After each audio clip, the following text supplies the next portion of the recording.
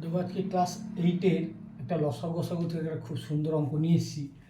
বলেছি কি দেখো, যদি 0 থেকে 1-এর ভিতরে এর মান হয় তবে এ স্কোয়ার এ কিউব A4 এর লসাগু আর গসাগু নির্ণয় করতে বলেছে। লসাগু আর গসাগু নির্ণয় করতে বলেছে।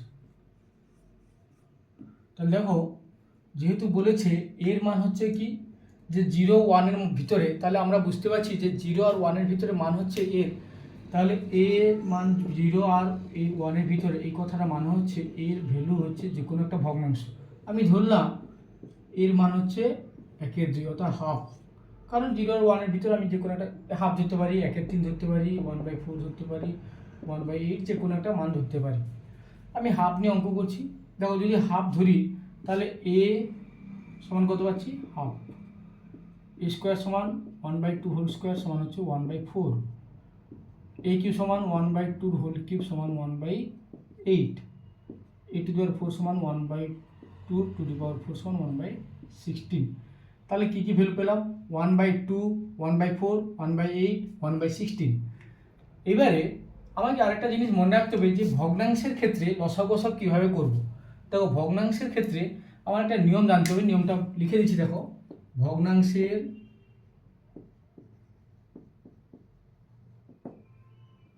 গসাগু, ভগ্নাংশের গসাগু সমান লবের গসাগু, লবের গসাগু হরের লসাগু, হরের লসাগু।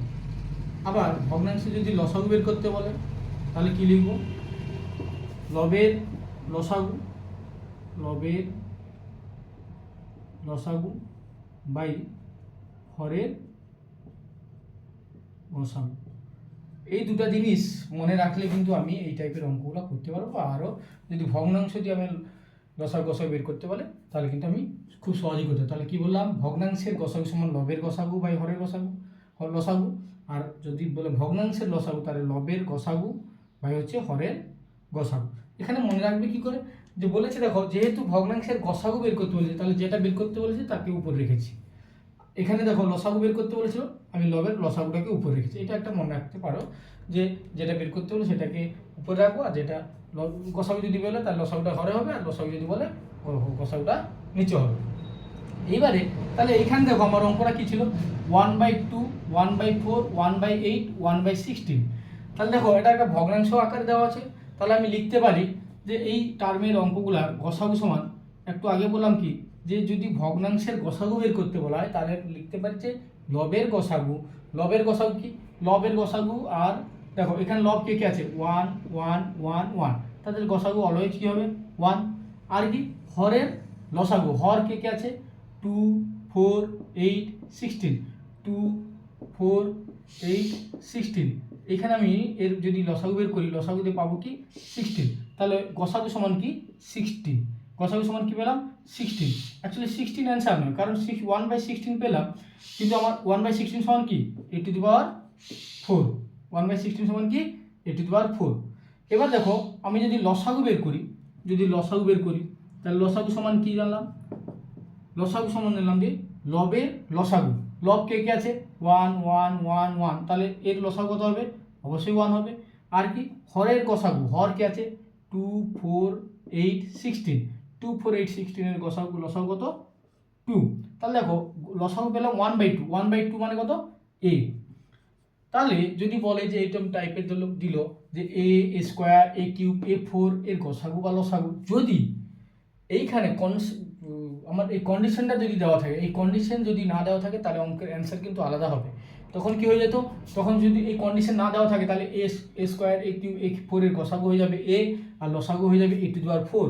কিন্তু যেহেতু কন্ডিশনটা দেওয়া আছে যে এর মানটা 0 আর 1-এর ভিতরে দেওয়া আছে, তাই জন্য লসাগু কত হয়েছে? দেখো, a টু দি পাওয়ার 4, গসাগু কত? গসাগু হয়েছে a টু দি পাওয়ার 4, লসাগু হয়েছে। একই রকম আরেকটা অঙ্ক আমি করছি।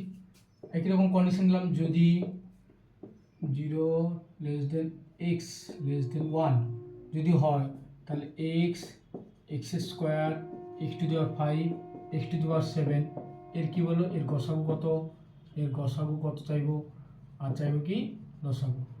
যদি একই রকম মেথডে আমরা করি তাহলে দেখো গসাগু বলতে পারি একদম চোখ বন্ধ করে। আমি আগে দেখলাম যে গসাগু হচ্ছে কি, যদি এই কন্ডিশনটা দেওয়া থাকে তবে বলতে পারি গসাগু সমান লিখতে পারবো x⁷, আর লসাগু সমান লিখতে পারবো x, শুধু x।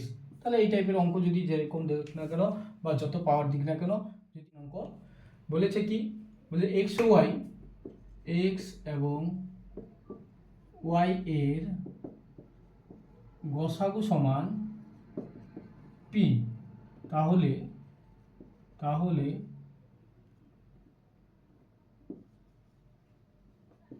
এদের লসাগু কত হবে।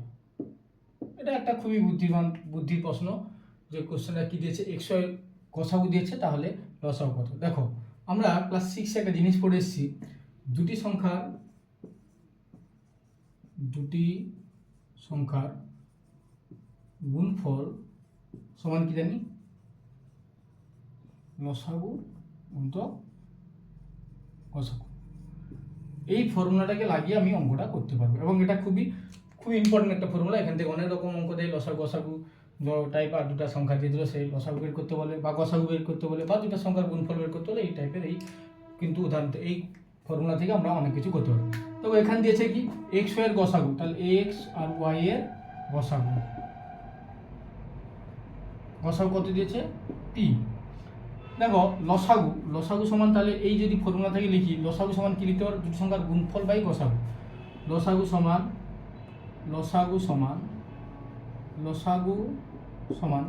দুটি সংখ্যার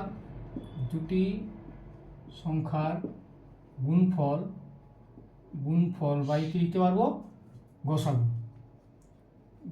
তাহলে আমি এই ফর্মুলাটাকে কাজে লাগিয়ে লসাগুটা বের করলাম। দুটি সংখ্যা আমার কি ছিল, এক্স ওয়াই, তাহলে এক্স গুণিত ওয়াই, এক্স ইন্টু ওয়াই, গসাগু কত দেওয়া আছে পি, তাহলে অ্যান্সার কত পেলাম, এক্স ওয়াই বাই পি। এটা কিন্তু অ্যান্সার, যে দুটি সংখ্যার জন্য এক্স আর ওয়াই দিয়েছে, গসাগু দিয়েছে পি, তাদের লসাগু কত এক্স ওয়াই বাই পি।